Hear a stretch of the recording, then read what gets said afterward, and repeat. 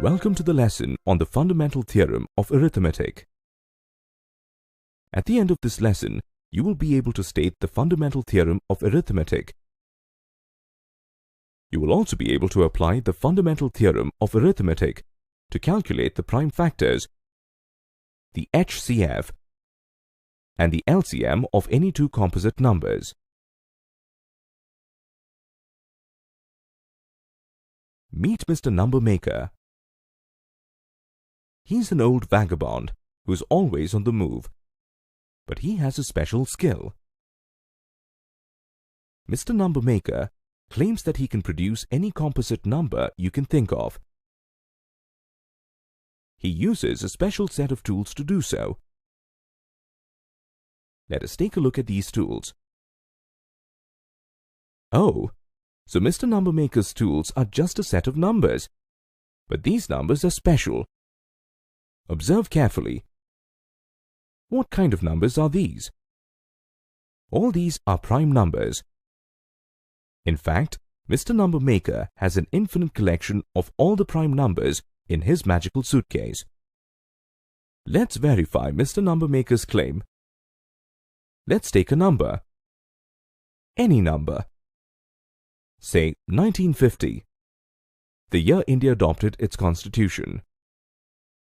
Now, let's create a factor tree for this number using Mr. Number Maker's tools.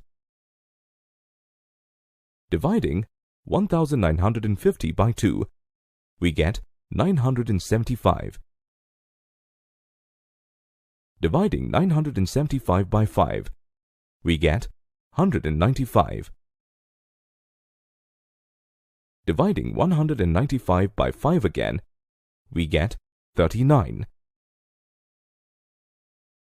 Dividing 39 by 3, we get 13.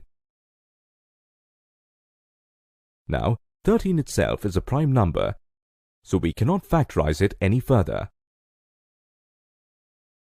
Thus, we see that 1950 can be expressed as a product of 2, 5, 5, 3, and 13, each being a prime number.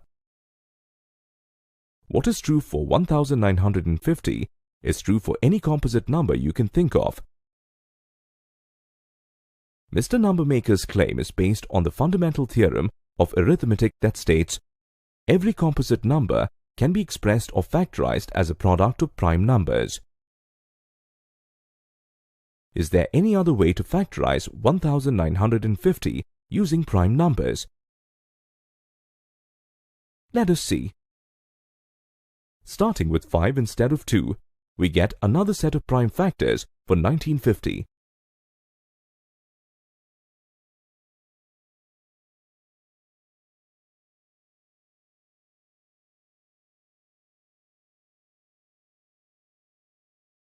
How are these factors different from the earlier ones? Note that the set of prime factors for 1950 still remains the same. Only the order of the prime factors has changed. This brings us to the complete statement of the fundamental theorem of arithmetic that states that every composite number can be expressed or factorized as a product of prime numbers, and this factorization is unique except in the order of prime factors. We can write the prime factorization of a number in the form of powers of its prime factors. Let us see how this is done. This is how it is done. Since 5 occurs twice in the prime factorization of 1050, its power is 2. Since 2, 3, and 13 occur once in the prime factorization of 1950, their power is 1.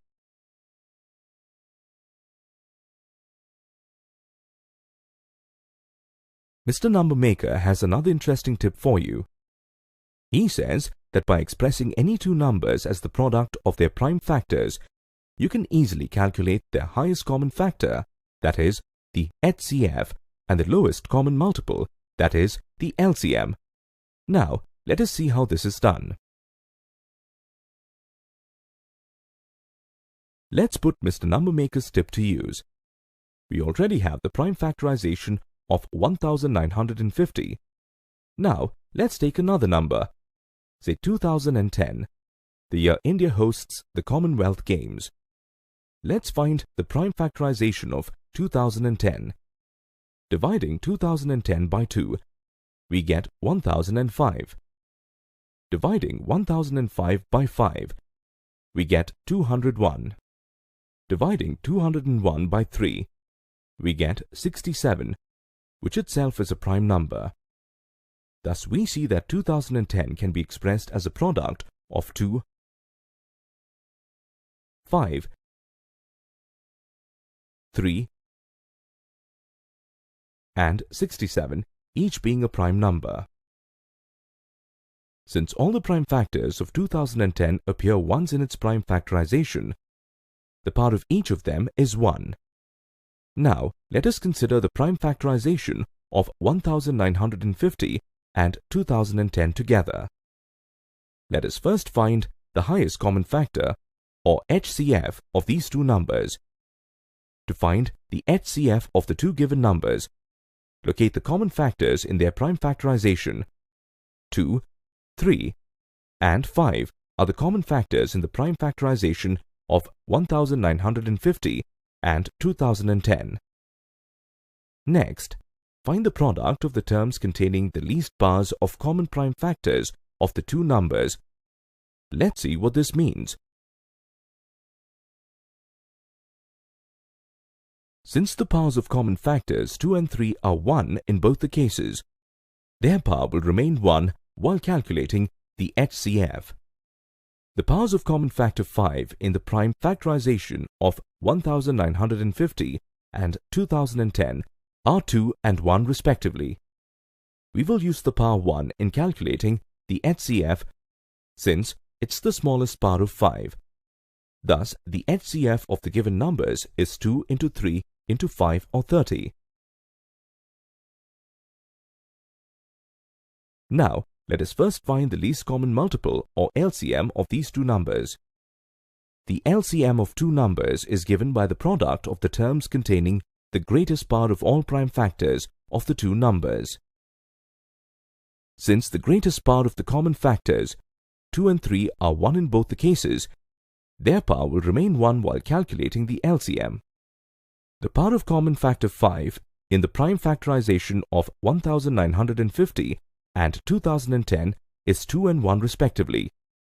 We will use the power of 2 in calculating the LCM since 2 is the greatest power of 5. The remaining prime factors 13 and 67 is the prime factorization of the two numbers who appear in the power of 1 in the LCM. Thus, the LCM of the given numbers is 2 into 3 into 5 square into 13 into 67, or 1,30,650. By now, we have expressed two randomly selected numbers as products of prime numbers. We have also used their prime factorization to calculate their HCF and LCM. Now, let us look at another interesting relation. Let us find the product of 1950 and 2010. First, let us find the product of the HCF and LCM of the given numbers. What do you observe?